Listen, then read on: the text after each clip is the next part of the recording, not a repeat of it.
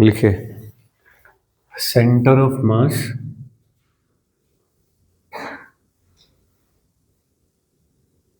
Of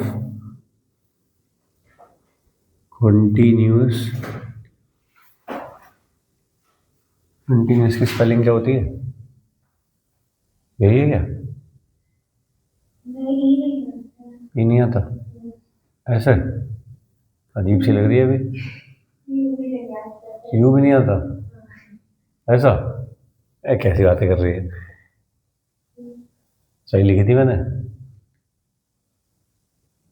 ऐसी होती होगी।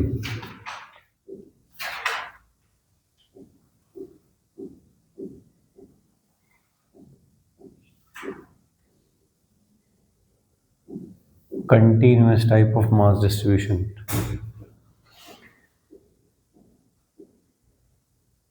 ठीक है, पता नहीं सही है अब नहीं। ठीक है चल, ये भी नहीं आना। अच्छा फिर ऐसा अजीब सी लग रही है तो, ऐसा नहीं होना चाहिए। चलो बाद में देख लेंगे। चलो, कंटिन्यूअस मास कैसा होता है? जिसमें मास कंप्लीटली, मतलब मैं डिस्क्रीट अलग अलग नहीं बता सकूं कहीं कहीं पे मास है। ठीक है, जैसे कि एक रॉड है ये, तो इसके लिए जो फॉर्मूले होते हैं वो याद रखिए, और इंटीग्रेशन dm, ऐसा ये हो गया। x coordinate of the centre of mass will be equal to, ठीक है, जहां पे x क्या चीज है? x इज, ये वाला x is centre of mass of dm मास। ठीक है जी, ये जो छोटा एक एलिमेंट लोगे उसका जो मास है, उसका सेंटर ऑफ मास है x।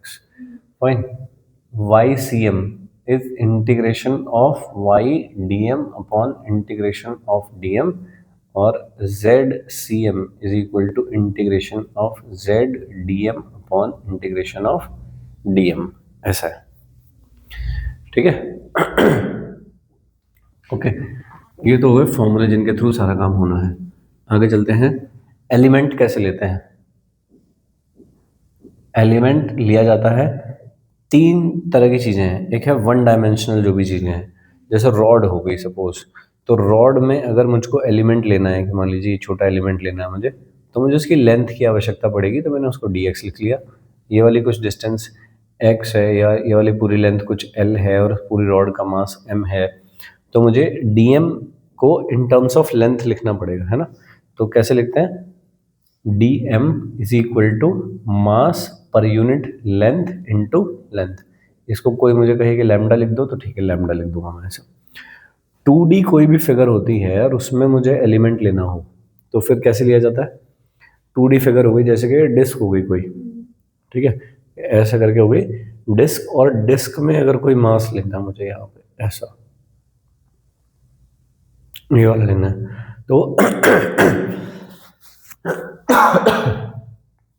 तो मुझे dm मास लेना है, जो शेडेड वाला पोर्शन है इसका, तो इसमें मुझे लिखना पड़ेगा मास पर यूनिट एरिया, तो उसे कहते हैं सिग्मा इनटू एरिया। जैसे यहाँ पे क्या लिख रहा हूँ? मास पर यूनिट लेंथ इनटू लेंथ, तो यहाँ पे लूंगा मास पर यूनिट एरिया इनटू एरिया, ऐसा करके लिखूंगा। ये 2D के लिए है। तो जैसे अगर डिस्क है सपोज, तो डिस्क के लिए क्या लिखूंगा? मास अपॉन एरिया कितना? पाई आर स्क्वायर का आधा, क्योंकि ठीक है, इनटू ये वाला एरिया है, जो स्ट्रिप है उसका एरिया, तो स्ट्रिप का एरिया कितना हो जाएगा? पाई आर डी आर, ये हो गई रेडियस आर, ये इसकी जो छोटी थिकनेस हुई है वाली, ये वाली थिकनेस, ये हो गई डी आर, है ना? कंप्लीट जो इसकी रेडियस है यहाँ से यहाँ तक आर है वो। ठीक है जी। तो अगर मुझको कह रखा है कि यूनिफॉर्म है, फिर तो ठीक है ऐसे लिखना, लेकिन अगर मुझे कहा जाए नॉन यूनिफॉर्म है, तो फिर भाई सिग्मा को मैं कांस्टेंट नहीं मानूंगा, दिस विल बी वेरिएबल। ठीक है, अगर कोई 3D टाइप का एलिमेंट हो, स्फीयर वगैरह हो जैसे कोई, और उसमें लिखना हो जब छोटा एलिमेंट, तो क्या लिखूंगा? dm should be equal to mass पर unit volume rho into dv volume. तो मास पर unit length into length, mass पर यूनिट एरिया इनटू एरिया, और मास पर यूनिट वॉल्यूम इनटू वॉल्यूम। ठीक है जी। अब छोटा वॉल्यूम, जैसे स्फीयर में कोई छोटा वॉल्यूम लिया जाए तो क्या लिया जाएगा? 4 पाई आर स्क्वायर डी आर, ऐसा, ठीक है। तो चलो वो पता है तुमको, आगे चलते हैं। रिंग का सेंटर ऑफ मास निकालना है इसको, है ना। Centre of mass of A half ring, ऐसा निकालना है मुझको, ठीक है। कंप्लीट रिंग का तो उसके सेंटर पे होगा, तो कंप्लीट का तो क्या ही निकालूंगा मैं। ऐसे एक रिंग है और उसका जो रेडियस है वो है आर, ऐसा। ये उसका सेंटर है ओ, इसका सेंटर ऑफ मास निकालना है मुझको। क्या करें तो, एक छोटा एलिमेंट लेंगे, ठीक है, ले लिया छोटा एलिमेंट। ये कहाँ पे है ये बताना पड़ेगा पहले, कि थीटा एंगल पे है।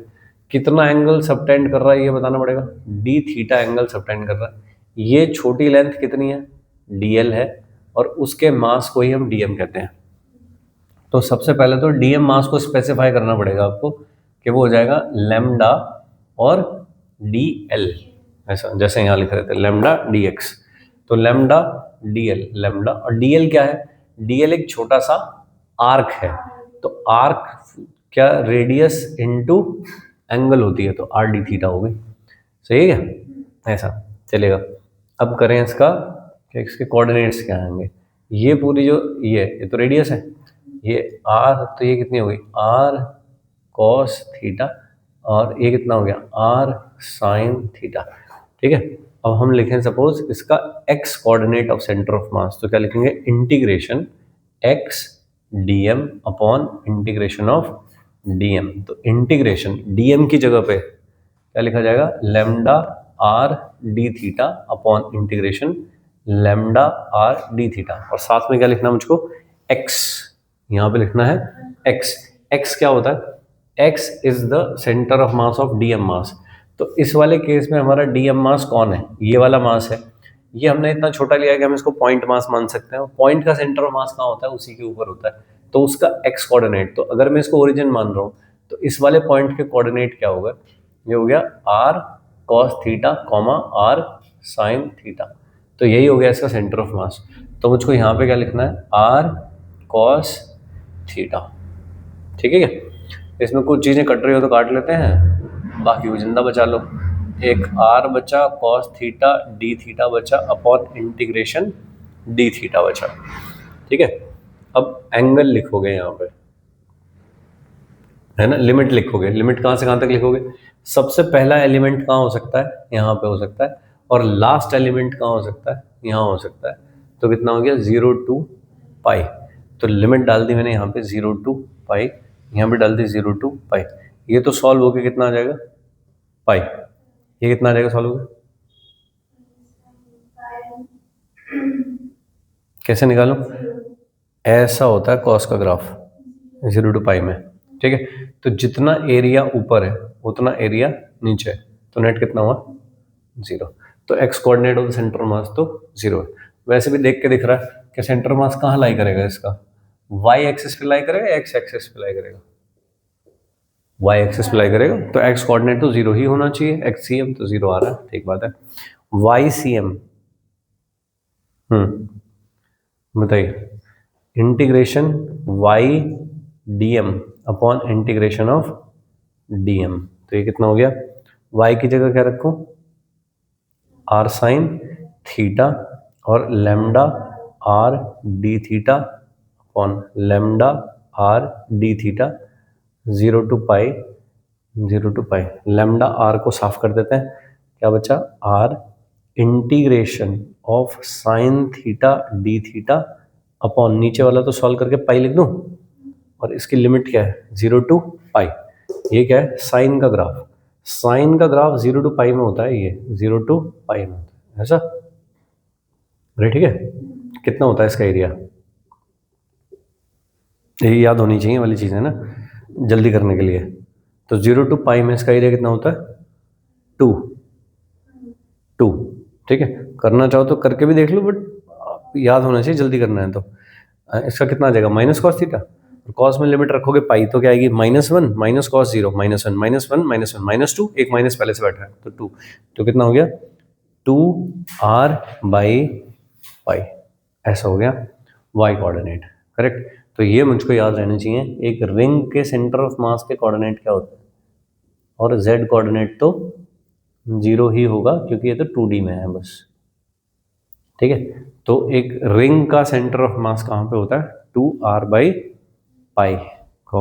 0, ऐसा। ठीक है, चलेगा।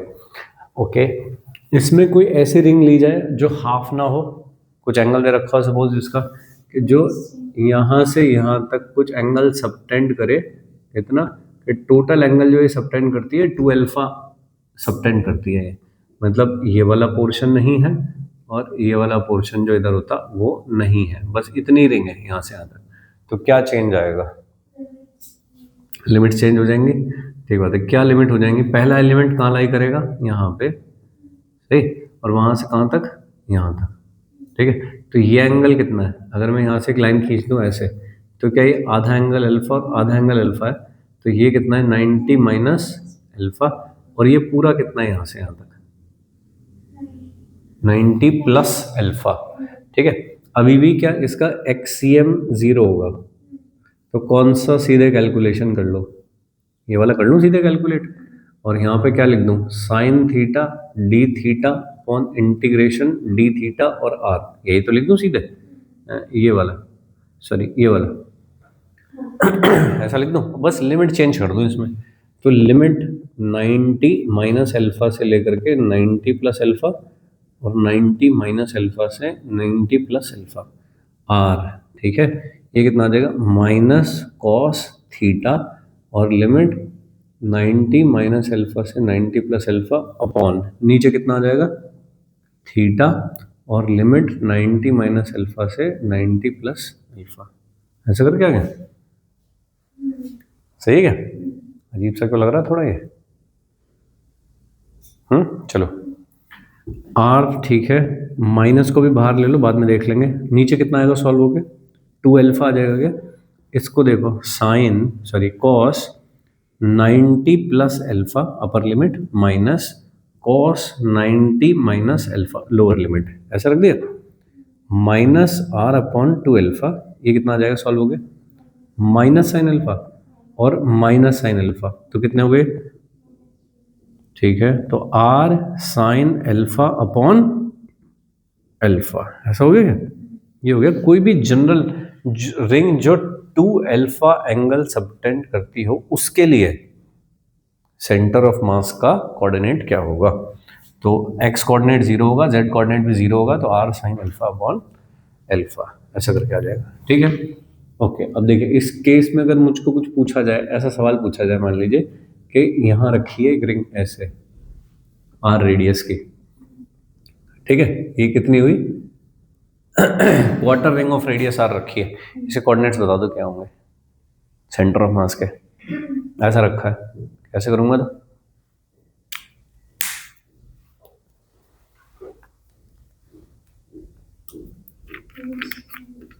नोट करना है।